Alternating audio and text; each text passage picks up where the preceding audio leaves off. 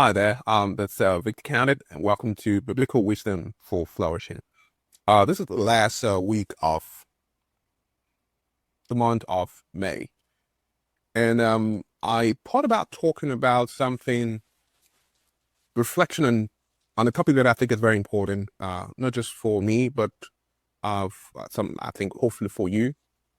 And I want to talk about serving others. I want to talk about service, how we can flourish by lifting other people. I think a text that I love so much that I want to drop from this morning is from Matthew 20, verse 28. It says, "The Son of Man did not come to be served, but to serve and to give his life as a ransom." I think it's interesting because Jesus redefined greatness as service. Some colleagues like Dr. Winston, Dr. Patterson, they talk about servant leadership. And I think in his kingdom, in God's kingdom, the most honored are not those who climb over others to rise, but actually those who stoop low to lift others up. Serving others is not a detour from flourishing.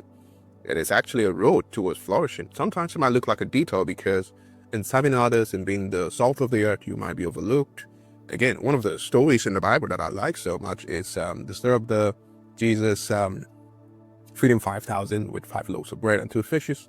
And it's important because we talk about that story, the hero of the story, oh, yes, Jesus, but also the boy who was actually gave his food. But the person that we often forget, the character we often forget in that whole story, is the mother of the young boy that might have made those food or might have provided those foods to the boy. And that's what service is all about. Because of the service of the woman, Christ was able to multiply what the son had. I think there are 3 truths about selfless service. One is the fact that I think that service aligns us with Christ, because when we serve, we walk in his footsteps. We see this in Mark chapter 6, again, Jesus feeding the 5,000. If you notice in that story, he doesn't just preach to them. He kind of actually meets their hunger. He meets their compassion, right? On the other hand, I think that service transforms us from the inside out. The act of giving in itself rewires us. It shapes our character.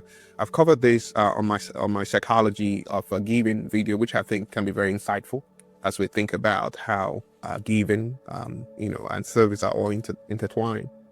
Psychology research by a number of researchers, psychological scientists show that generous people tend to experience more higher sense of well-being and even things like happiness and resilience. The third thing that I want to say is a service helps to build the kingdom culture. Yes, when we serve others, we kind of create some kind of ripple effect. What starts as, let's say, a meal or a visit can become a testimony of God's love. I've had a situation where people, by mere fact of you actually just, visiting them, it lifts their spirit, or maybe celebrating them in some way or supporting them. It helps them to understand who they are, right? So don't ask, what can I get from this community? But rather, what can I give? Who can I uplift today? The story of the man that was, I think the Samaritan man, who had that helped the man that fell on the roadside. I think the beautiful thing about that story in the Bible is the fact that this man was not asking, because the Bible tells us that the priests had saw the man on the roadside beaten up by thieves and ignored him. You had also someone else that was supposed to help him, that was a local, that he ignored him. But this Samaritan man, an outcast of the then world that most people wouldn't want to relate, actually stopped and helped this man. He did not ask, what would happen to me if I don't help the man? But rather, what would happen to this man if I'm not of service, right? With my resources to help this man.